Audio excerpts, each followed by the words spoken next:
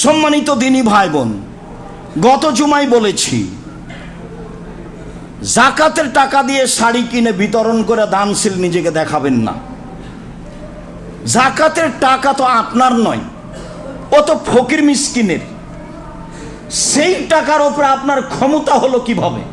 টাকার মালিকই তো আপনি নন, তো সেই টাকা দিয়ে আপনি শাড়ি কিনবেন কি করে? আপনি ফকির মিসকিনকে ফি সাবিলিল্লাহ দিয়ে দিবেন, ওরা বিড়ি খাক আর জর্দা খাক, তা আপনার কি?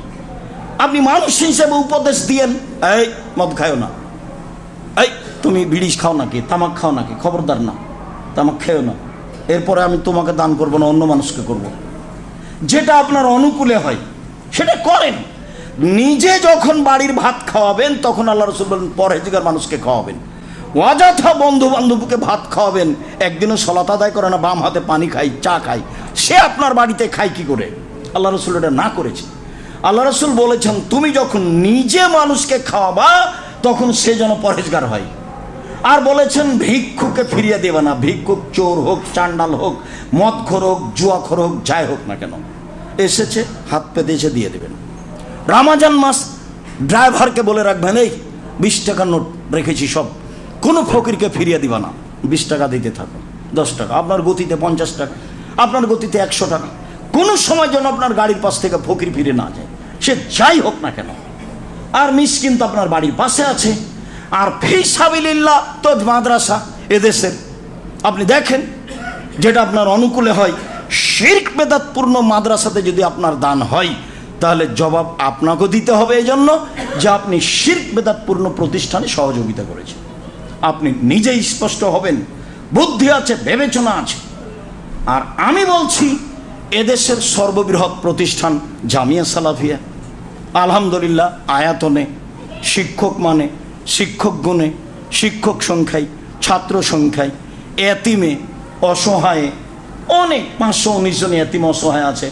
আর দিন রাত বলছি শিরক মুক্ত প্রতিষ্ঠান জামিয়া সালাফিয়া, বিদআত মুক্ত প্রতিষ্ঠান জামিয়া সালাফিয়া, দল মুক্ত প্রতিষ্ঠান জামিয়া সালাফিয়া, হিংসা মুক্ত প্রতিষ্ঠান জামিয়া সালাফিয়া, সংগঠন মুক্ত প্রতিষ্ঠান জামিয়া সালাফিয়া, শিক্ষার সর্বোচ্চ ভালো মানের প্রতিষ্ঠান জামিয়া সালাফিয়া।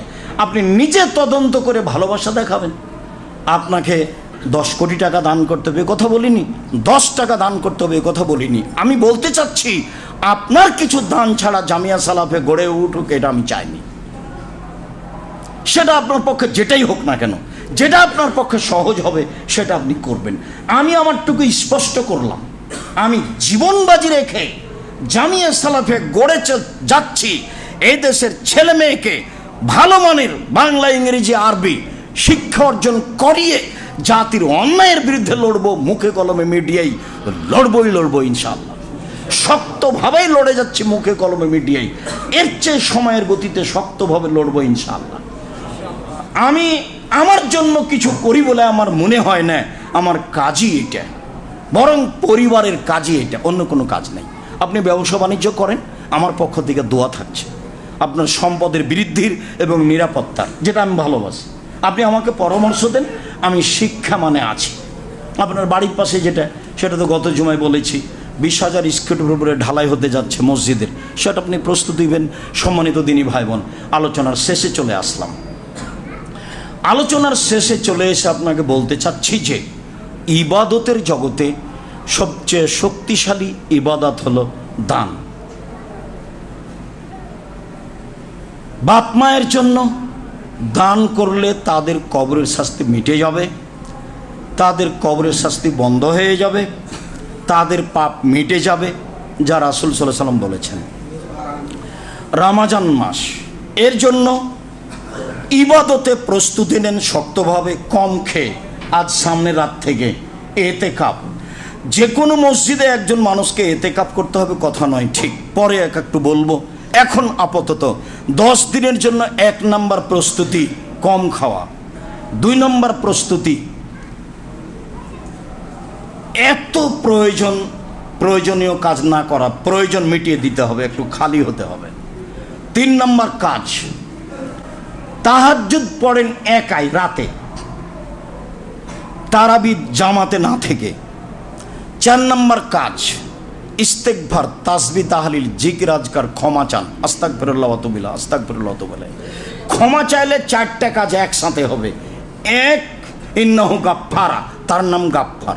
যখনই বলবেন আস্তাগফিরুল্লাহ, আমাকে ক্ষমা করো, তখন আপনি বুঝবেন যে যাকে বললাম তিনি হলেন গাফফার, মানে বেশি বেশি ক্ষমাশীল, বেহিসাব ক্ষমাশীল, তার নাম গাফফার। তারপরে হলো ইরসালু আলাইকুম, ইরসালু আসসামা আলাইকুম মিদরারা, এখন নিয়মিত আপনার উপরে রহমত বর্ষণ, বৃষ্টি হবে, বৃষ্টি। ওয়ায়ুমদিদ বিআমওয়ালি ওয়া বানিনা, ছেলে মেয়ে টাকা পয়সা বেশি হয়ে যাবে, এটা হলো 2। ছেলে মেয়ে টাকা পয়সা অর্থ সম্পদ বেশি হয়ে যাবে। 3, ওয়াইজাল লাকুম জান্নাহ, আপনার জন্য জান্নাত ঘোষণা হবে। 4, ওয়াইজাল আনহারান, আপনার জন্য জান্নাতের পানির ঝর্ণা ঘোষণা হবে। ঠিক আছে, জান্নাত দিলাম, পানির ঝর্ণা দিলাম, টাকা পয়সা দিলাম, দয়া করলাম, রহমত করলাম, আমি গাফফার, এত কিছু করলাম, দিন রাত বলো আস্তাগফিরুল্লাহ ওয়া তুবু ইলাইহি, আস্তাগফিরুল্লাহ ওয়া তুবু ইলাইহি, আস্তাগফিরুল্লাহ ওয়া তুবু ইলাইহি। মুসা যা বললে সেটা মেনে নিলাম। এক, বললে মুখের ভাষা ভালো নয়, আমি ফেরাউনের কাছে যেতে পারবো না, বল ভালো করে দিলাম, ঠিক আছে। 2, বললে যে আমি একাই যেতে পারবো না, আমার ভাইকে দেন, ঠিক আছে দিলাম।